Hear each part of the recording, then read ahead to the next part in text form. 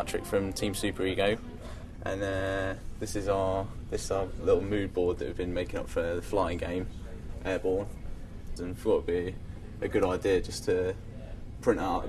Basically, it's just a little like top-down view of our blocked out environment that we've got so far.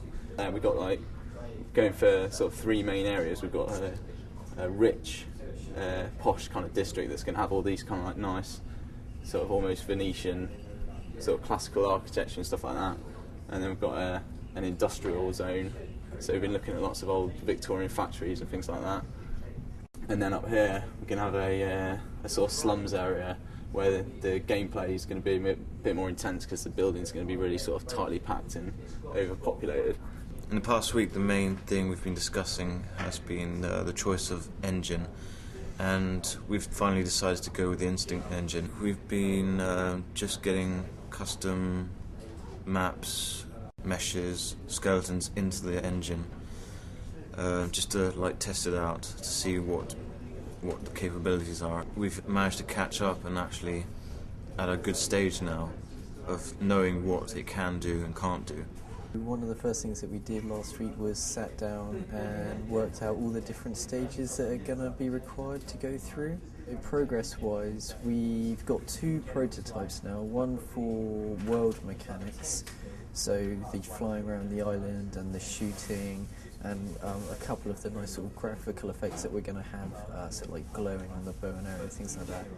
Then on the other side of the sort of coin, we've got our more gameplay mechanic, which is where the actual sort of core of the game is coming in. So we've got a couple of AI characters roaming around with compatibility on them, so it sort of generates how well they get on based on sort of all different factors, and they can intelligently draw their own paths. And we've also implemented a couple of the arrows, which mean that you can physically push them around the world or like draw their interest to one specific location.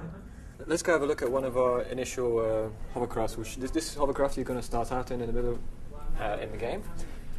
It's not going to be quite as kitted out as it is at the moment, but here's a bit of a preview of the sort of weaponry that we're going to be using, including Gatling guns, long and short range, and snipers. Basically, you're going to be destroying the other vehicles and salvaging their guns and weapons, so you can instantly upgrade your vehicle whilst in the midst of combat. At the beginning, we'll probably start off with a very basic weapon, because you will be chasing the pirates from water to land. And that means you only use a simple weapon because you will be trying to train up flying first of all, and you only want to use a simple weapon to shoot the person because you can't kill them too early either, because it's a long chase. So if you kill them straight away, not much of a chase.